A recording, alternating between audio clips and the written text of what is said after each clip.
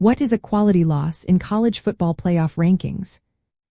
Imagine watching a team lose a game and thinking it might not hurt them as much as a loss to a weaker opponent. That's the idea behind a quality loss in college football playoff rankings. When teams are evaluated for postseason spots, not all losses are viewed equally. If a team loses to a top-ranked or highly competitive opponent, that loss is called a quality loss. It's seen as less damaging because the team faced tough competition and still performed well. The playoff selection committee looks at who a team lost to and how close the game was. Losing to a strong team, especially in a close game, can actually help a team's chances. It shows they can compete against the best, which is a big plus when the committee is deciding who deserves to go to the playoff. Teams that have a quality loss often stay higher in the rankings than teams that lose to weaker opponents.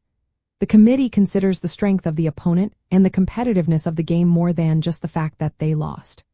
For example, if a team loses by a small margin to a top-ranked team, that loss might not hurt their chances much. Sometimes, even losing by a large margin to a top team is not as damaging as losing to a team that is not ranked well.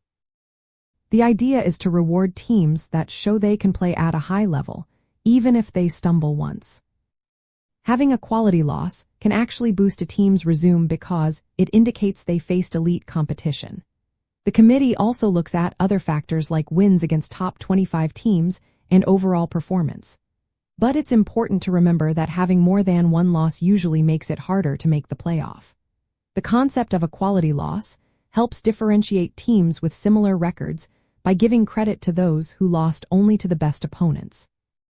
In simple terms, if a team loses to a top-ranked team but wins the rest of their games, especially against strong opponents, they can still be ranked high and have a good shot at making the playoff.